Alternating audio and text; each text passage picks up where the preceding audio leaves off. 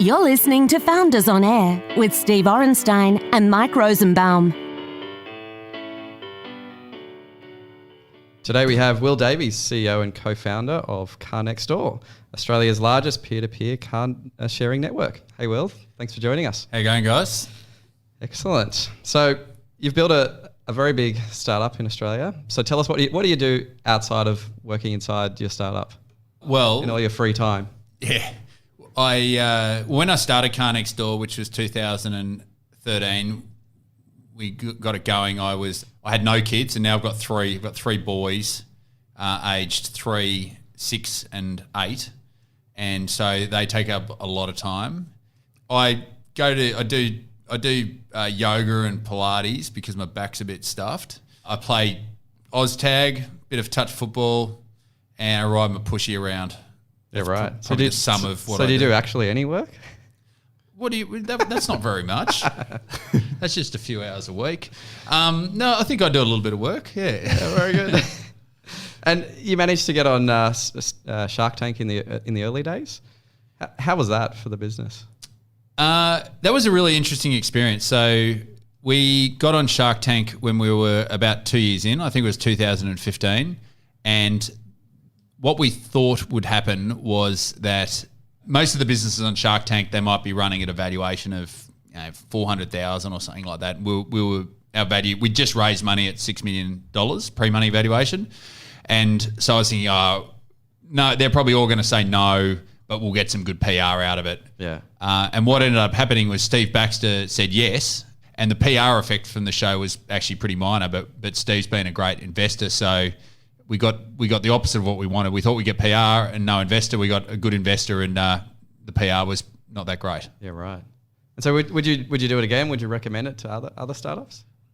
I would recommend it as long as they make you the goodie, which is what happened to us. So we were like the heroes of that episode. They tend to have one hero, one villain, and one battler. And if you're the villain or the battler, then it's not going to help you at all. It could be quite detracting. Yeah, right. But as long as you think that you've got the good chance of being the hero, which is very hard to objectively know, then I think you should go on it. Yeah, awesome. So Will, Car Next Door's grown to a sizable fleet today. How many vehicles do you have on the platform today, and what's the big vision for the business? So we've got 3,500 vehicles on the platform now, which is the number of vehicles has gone up fairly dramatically in the last 12 months. So I think we're sitting at about 2,000 this time last year. I guess the place we're trying to get to the business is by 2023 we want to have 11 or 12,000 vehicles on the platform. We think that we've really only scratched the surface at the moment. We've got these 3,500 vehicles, about 150,000 borrowers. We facilitate about 18,000 trips a month at the moment, but we think that there is so much more in the market. We're really only in the inner cities of a few of Australia's biggest cities. We can extend out more into the suburbs, and also we're setting up a regional service at the moment as well. So very exciting. And so mobility is a hot topic. Generally, there's lots of talk of driverless vehicles, electric vehicles, bikes, electric scooters, who knows, flying cars maybe one day. Mm-hmm. What's your view on mobility, and what's it going to look like in our lifetimes? Well, where we're at now is in a world where nearly everyone owns their own car that they drive themselves, and that car sits around for 96% of the time doing nothing. So just inefficient and expensive.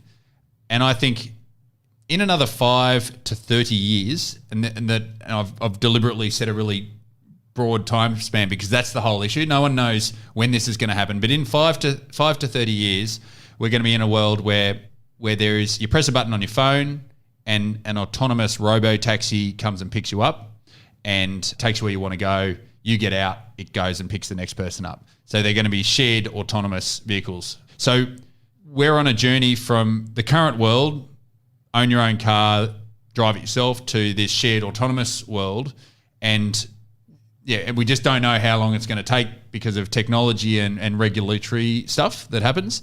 So what we're trying to do at Car Next Door is is get really, really good at sharing and build up a really big network of mobility as a service users with the technology that's available today, which is car sharing.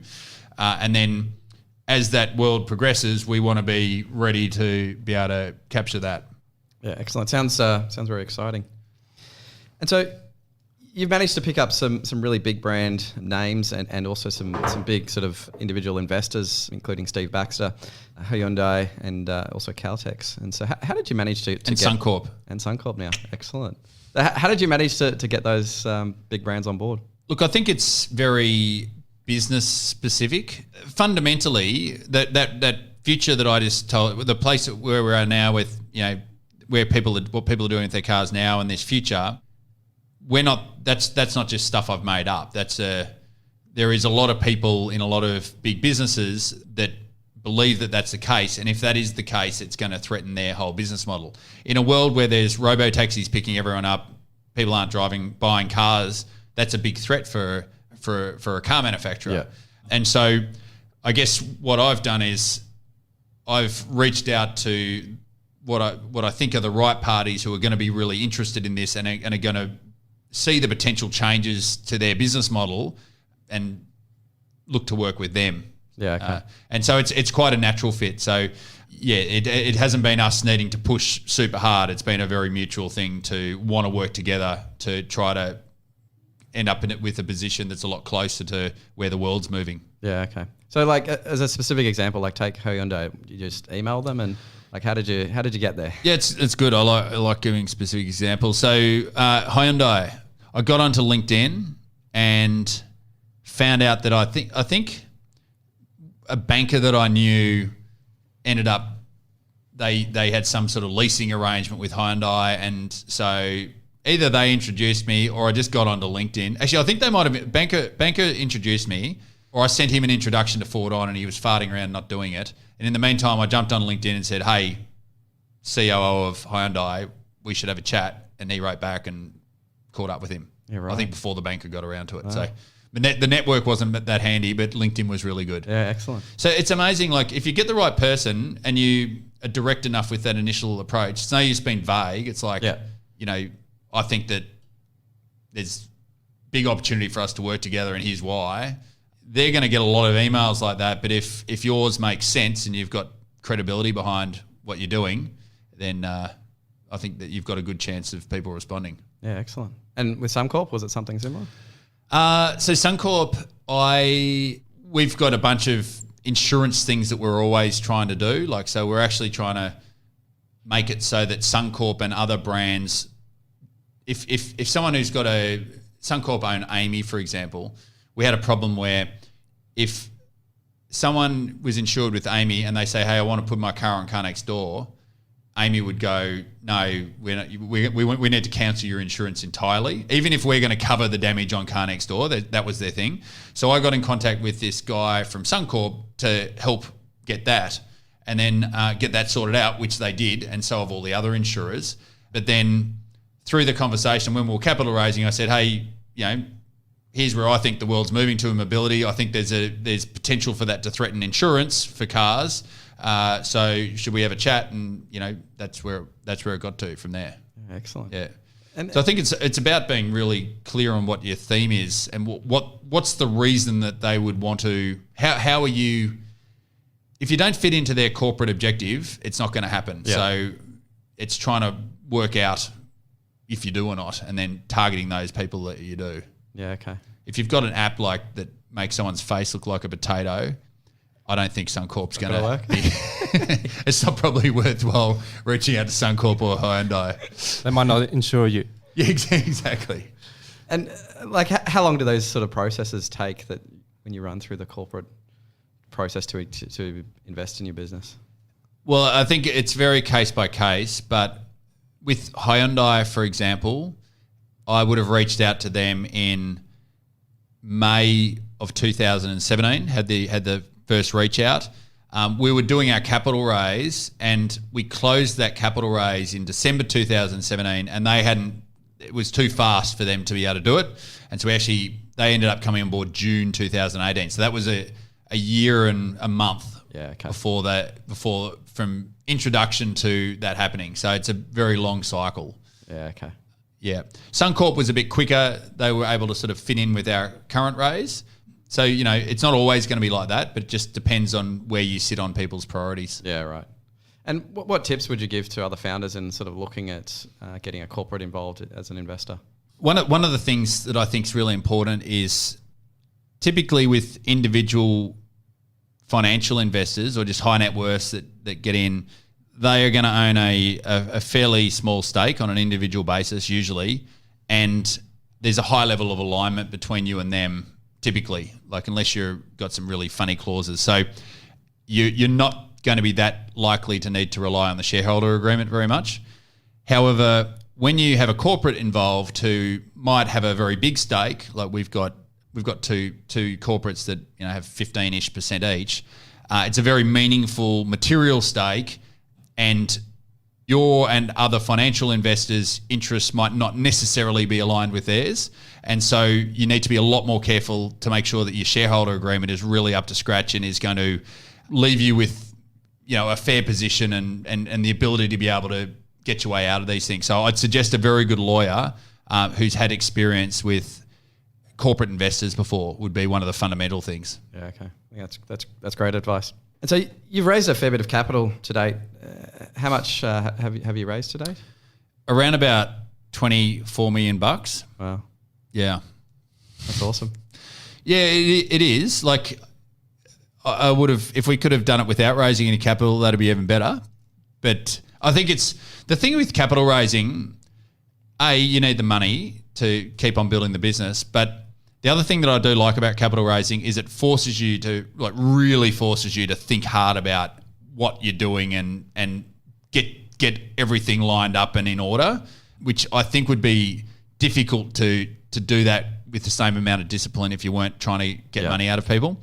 And the other thing that I think is really good with capital raising is each time you do a capital raise, I think it's a very good way of validating your idea, because it's very easy for me to think, this is a great idea, but can I actually convince people to part with their hard-earned money to also agree that it's a good idea? And if you can, it's kind of that it gives some external validation that you're on the right track. Yeah, okay.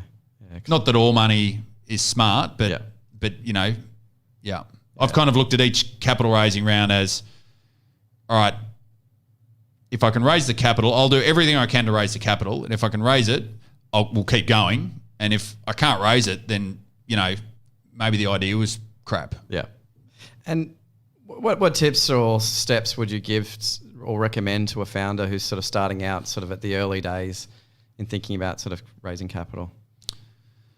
I've got quite a few. I've got a little talk on that, which I won't give you the full details of because it'll be boring. But I think one of the things that there's this really good ebook called Pitching Hacks, which you can do if you just Google Pitching Hacks, then I think it's $10 and it's really, really good step-by-step how to do your first capital raise, including what to put in the pitch deck and how the whole process is. But one of the things that I'll mention here is it talks about you should start working on what your network is, like start building your network straight away. So with Car Next Door, what I did was when I first launched the business, I wasn't looking for money because I put in the first chunk myself, put in the first 250 grand myself. But when we launched the business, I started collecting people who, just basically wealthy people I knew or people who knew wealthy people, and I called them my future investors list, and I started sending them an update about what we're doing every 2 months.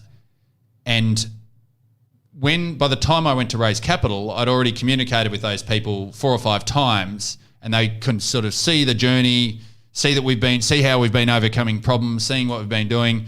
And it's much easier to get capital of people who are familiar with what you're doing rather than, just reaching out whenever you need money. And so I've kept that up actually. So I think we're on Investor Report and Future Investor Report number 65 or something since we started. Yeah, right. And I quite often get told that I'm better at keeping my non-investors up to date with what Car Next Door is doing than a lot of their companies that they've actually invested in. And it really gives them the shits that they've put this money in and the founder's not keeping them updated. Like, it's very rude to take 500 grand off someone and then, not speak to them until you need more money. Yes. I mean, it's just dumb, but so many people do it. Yeah. So, yeah. So that's probably a key thing that I'd suggest. Yeah, awesome. Great. So shifting gears a little bit, Will, thanks for that. So culture is critical to the success of any business. And from my observations, I sit in the office next door to Will. You've got a great culture there at Car Next Door. How have you managed to achieve that? And just to give the audience a bit of a sense of scale, how many people do you have now across your business? So we've got 50 people in Australia and 50 people in the Philippines. Again, I don't sort of judge the success of a business by the number of people you've got, because, that can be sometimes because of inefficiency, which I think we struggle from a bit. As far as the culture goes, we haven't actually touched on. I don't know if you're going to do a little intro blurb about what Car Next Door actually does or not, but go for it. I'll do my little blurb. So we are a peer-to-peer car sharing platform. That means basically the premise is that most Australians have a car sitting around doing nothing for about 96% of the time. They only use their car for 4% of the time. So we've got a platform so that we put some equipment in that owner's car. They set their price and availability, and then we vet borrowers carefully on the way in. They search for cars near them. They find your car, book it, get into the car using our system, drive it, drop it back. We charge the borrower, take a cut, and pay the owner. That's the business. So to go back to the culture, the reason that I set up Car Next Door was I actually had a mortgage broking business, and as I started that when I was 21. By the time I got to about 28, I firmly believed that humans are causing massive damage to the environment in many ways, but the worst way is through carbon emissions, and made the decision that I wanted to focus all of my energy on business energy on reducing carbon emissions. And so I couldn't work out how mortgage broking was going to be doing that. And so I sold the mortgage broking business and then went hunting for a business that I thought would be a successful business but also be reducing carbon emissions. So our primary goal with Car Next Door is to have a big impact on lowering carbon emissions. So that's our purpose. And when you've got a purpose like that, we found that it really helps attracting good people who also resonate with that purpose. And so a big part of our culture is, this is what we're about. And I think that, if you've got a different culture, which is, all right, we're going to make, everyone in this business is going to be made a millionaire, or, we're all going to earn a big bonus or something like that, a money culture, it's going to be a very different type of culture to what we've got. So I think having a real why at the center of what we're doing is a huge part of our culture. Yeah, amazing. And so what hasn't worked so well in terms of culture? What are some of the mistakes that you've made over the years that you can share? I'm really shit at remembering mistakes. I actually need to start making a sort of a mistake log so that I've got a witty answer ready to go with this. One mistake that we've made is not paying close enough attention early enough to our marketing spend on certain things. So let's just take Google SEM, for example, say paid Google advertising. You typically with the ads, you might do a test with any advertising. You do a test and you go, shit, that's working. So I'm gonna scale it up. And so then you scale it up and you scale it up and up and at some point, and then it's kind of on autopilot and you've got your marketing manager just doing it. And then at some point something triggers you to take a really solid look at it and you go, geez, we're actually, we think that we're getting customers for $30 a customer, but in matter of fact, when you really look at the numbers, it's actually $140 a customer, and we're losing money out of this. And we've now spent $100,000 more than we needed to before we found that out. So I think potentially you guys are a lot better at avoiding that than me, but having systems and processes in place so that you're deeply checking these things much earlier, I think is really important, and having a schedule for taking a deep dive into different marketing things that you're doing, that would have saved us a good chunk of money over time. Yeah, sure. Is one. There's plenty of others, I'm sure. And sticking with scaling the business, so what have been some of the most effective ways that you've scaled the business? Maybe some different ways that we may not consider to be obvious? Well, I think that the scaling the business at different levels, at different stages of the business, it's about choosing the right marketing strategy for that stage. So when we first launched Car Next Door, we decided not to launch Australia-wide, not even to launch Sydney-wide, but we launched Bondi-wide. So the idea was, let's see if we can get this working in Bondi, because people, if you want to borrow a car, you only really care, and you live in Bondi, you only really care if there's cars in Bondi. So can we create a network in Bondi and test that and then use that to validate what we're doing and get more money? So as we're trying to scale out Bondi, our marketing strategies at that time were let's not worry about anything else that's not Bondi. So we got ourselves in the Wentworth Courier, that's the local paper. We did letterbox dropping. We went to the Bondi farmers markets. That was what worked then.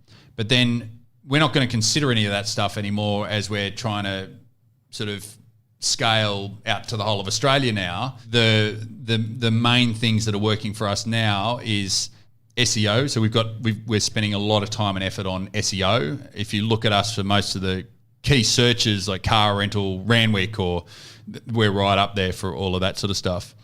So SEO, SEM, Facebook, more scalable sort of options are where we're at the moment.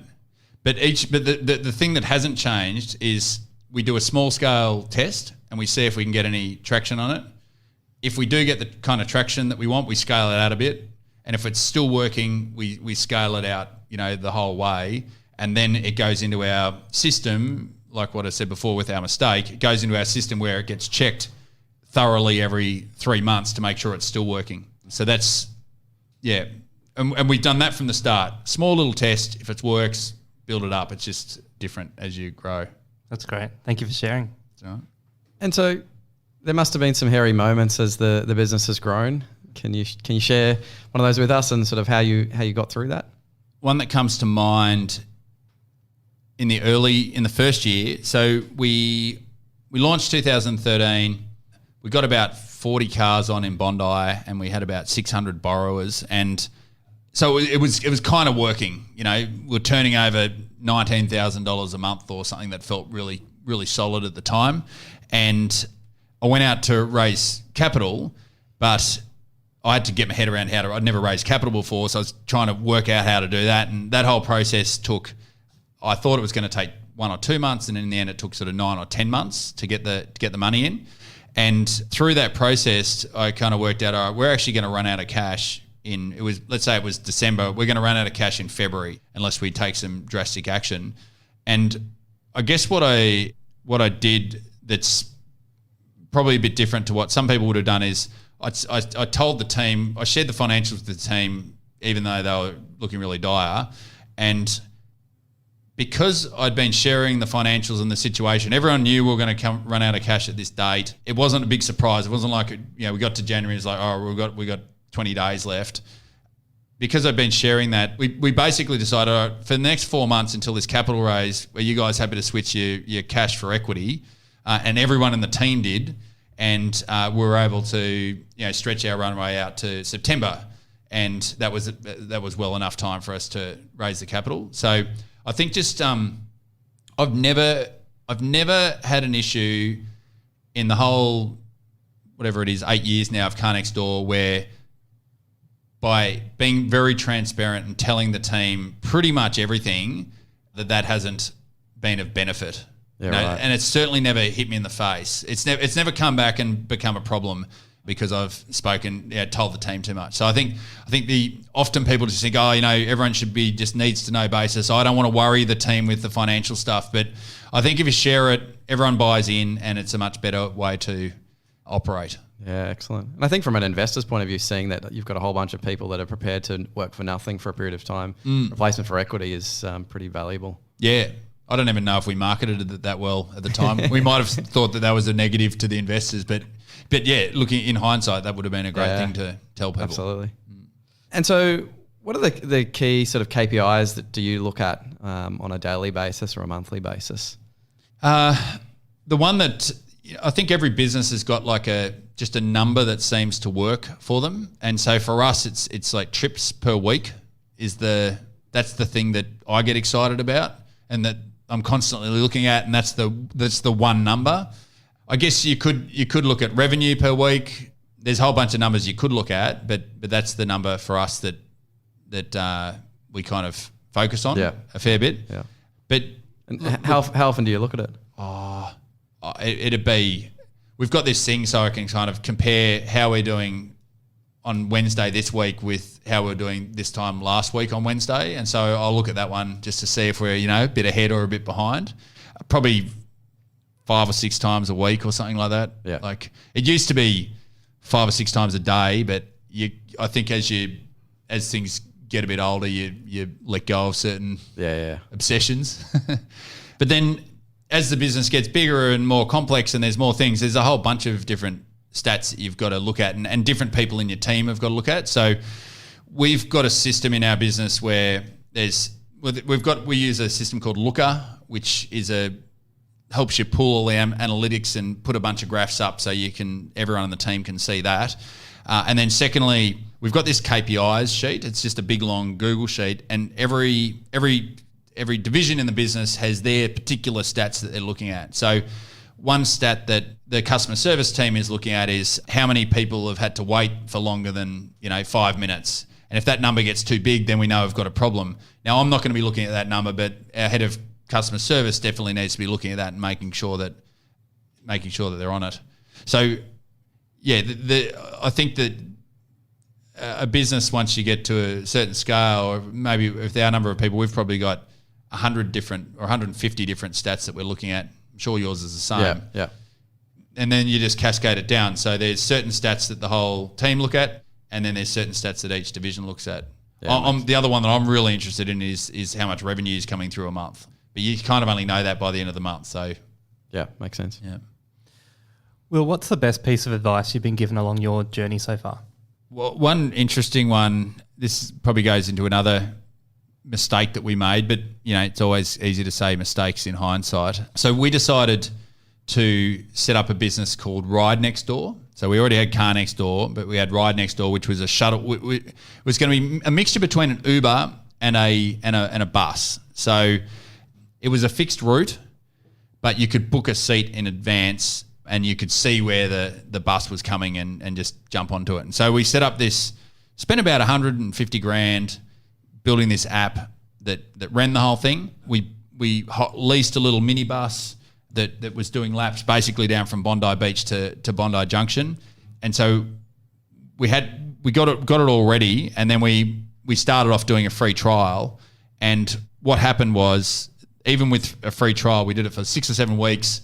We tried to make them so these buses were really frequent, a bus every 3 or 4 minutes. We couldn't even get people to use it for free. We letterbox dropped the crap out of the whole area. It just turned out that it's just not a product that people wanted. Or what was happening is people would use it, but only in that really small peak hour period. So they'd use it from maybe 7:30 till 8:30. That was and we were trying to run this thing from 6 till 9. All the assumptions that I'd made were saying that it was, as long as we could have 70% occupancy from 6 till 9, we'd be good. What ended up happening, we had 0 occupancy from 6 till 7:30, 80% occupancy from 7:30 to 8:30, and then nothing from 8:30 till 9 or whatever the numbers were. So basically just wasn't feasible. And the reason it was a mistake is because I think that we could have known that there was this really narrow window of opportunity and I wasn't going to get the 6 till 9 business. I think I could have known that had I been more open to it at the time. But that's not the question you asked. The question you asked was about the advice. And what I did when I was looking to do this, obviously we had big chats with the board, but I went and spent an hour or so with Steve Baxter and some of his team just on this topic. And what Steve Baxter said was, mate, do you really want to be in the busing business? Like, do you really want to be busing people around? Is that, And I was like, yeah, I do. And, but what he was saying is you don't want to get into the bus business. And I think that was a very good piece of advice that I didn't take. The benefit of hindsight. Well, but even like when I often think about that, yeah, do I want to be in the business of bussing people around? No. Like I don't know. But maybe, you're right. Maybe I just don't like to do that because it didn't work out. At the end of the day, we were just a bus, a fancy bus, and A bus with an app. A bus with an app, and we just didn't have enough points of difference. And Will, so what's next for Car Next Door? Looking 5 years down the track, what does it all look like? Well, I guess, as I mentioned before, we think we've got a big opportunity to substantially grow. Like we think that we're about 10% of the size we can get to over the next 3 or 4 years. We think we can really ramp up the growth. So just a big chunk of it is growth by expanding geographically and by getting denser in the places we're already in. We've launched a new model where it's a little bit more, instead of us putting the equipment in each car, we just connect the owner and the borrower through our app, and they just hand over the keys themselves. So it's a bit more friction when you do a trip because you don't just have the keys all there, but it means that we don't have to put all this money into each car. So that means that we can offer the service in a lot broader locations than we could otherwise.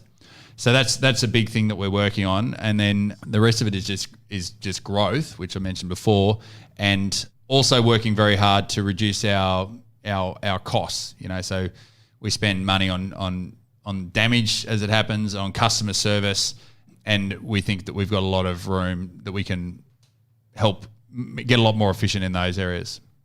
Fantastic. Well, thanks for joining us on Founders on Air today, Will. You've been very generous with your time and sharing lots of great learnings with us, the good, the bad and the ugly, so to speak. So next week on Founders on Air, we're mixing it up a bit. We've got David Leslie from Elliston Ventures, an experienced VC. So we look forward to hearing the perspective of the other side of the table next week. So it's bye for now from Founders on Air. You've been listening to Founders on Air with Steve Orenstein and Mike Rosenbaum, a podcast designed for founders by founders to help you scale your business. For show notes and to ask questions for future episodes, go to foundersonair.com. Thanks for listening.